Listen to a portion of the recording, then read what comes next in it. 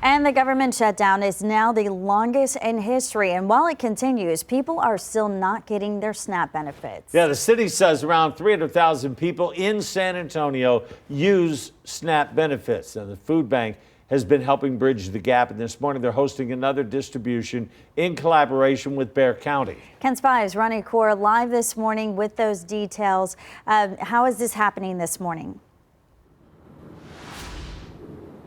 Audrey Berry, good morning. 500 families who have registered this morning will be receiving food in collaboration with the San Antonio Food Bank. Here to tell us more about that is the CEO and president of the San Antonio Food Bank, Eric Cooper.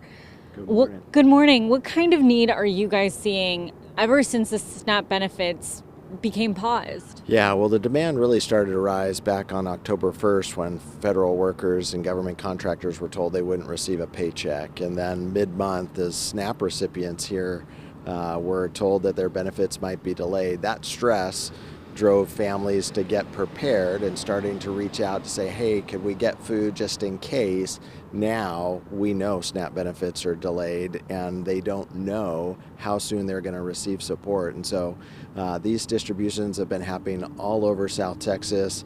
We're so grateful to be partnering with the county, but you know, we are worried that we won't have enough food to meet the demand should the government not open and SNAP be restored to those families. It's humbling to me, you know, before 5 o'clock, families are already lining up to get food. We want to get them the food, and ideally we're not serving food in a parking lot, but we're getting families into grocery stores, and that's what the SNAP program does. It's the most efficient way to deliver benefits, and so I sure hope Congress makes a decision to open the government so SNAP benefits can be loaded onto the families' Lone Star cards. Tell me about the numbers. I know when the government first shutdown was announced and the SNAP benefits were delayed, you said you were willing to empty out the warehouse to feed the families. Tell me about the numbers of the need you guys normally see and now how many people you're serving. Yeah, so again, that's the role of the food bank. We fight the daily disaster of poverty, and when a natural disaster or a man-made disaster like this government shutdown occurs, we're going to respond. And so the inventory that we have, we're distributing it.